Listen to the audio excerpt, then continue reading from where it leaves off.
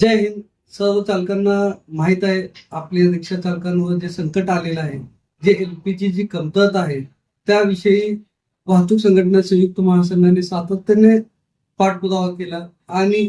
या पाठपुराव्यानंतर महासंघाला असं जाणून झालेलं आहे की महासंघ एकट्याचे हे लढा नाही, हे पूर्ण महाराष्ट्राचा आणि पूर्ण देशाचा हे लढा आहे आणि या लढ्याला मोठ्या प्रमाणात लढण्यासाठी आज पूर्ण संघटनाने सोलापूर जिल्ह्यात जेवढेही संघटना आहे ते सर्व संघटनाच्या माध्यमातून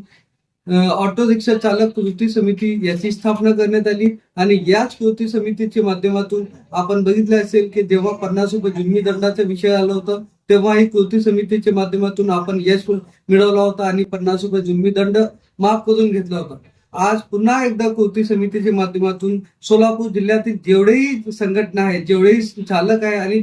जेही सभासद आहे, कोणत्याही संघटनेचे सभासद असू दे किंवा ते पदाधिकारी असू दे, हे सर्व चालक पदाधिकारी सभासद यांचे संयुक्त रीती आज जे संयुक्त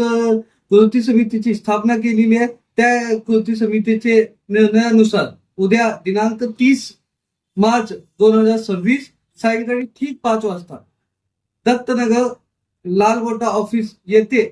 सर्व संघटनांची आणि सर्व रिक्षा चालकांची एक बैठक आयोजित करण्यात आलेली आहे. या बैठकीचा उद्देश एलपीजीची कमतरता कसे दूर करावे, एलपीजीचे दर जे दिवसेंदिवस वाढत आहे त्याला कसं कमी करावे आणि याच्या उपाययोजना काय करावे यासाठी आपण सर्व चालकांची सूचना आणि सर्व संघटनांचे अध्यक्षांचे आणि त्यांचे पदाधिकाऱ्यांची सूचना ऐकण्यासाठी आणि पुढील दिशानिर्देश ठरवण्यासाठी उद्या दिनांक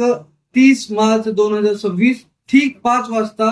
दत्तनगर लालगोटा ऑफिस येथे सर्व चालक बांधव मोठ्या संख्येने उपस्थित राहावे अशी नम्र विनंती मी प्रदेश अध्यक्ष रियाज सय्यद आणि कृती समितीच्या माध्यमातून आज सर्व चालकांना करत आहे. जय हिंद, जय महाराष्ट्र, जय महासंघ.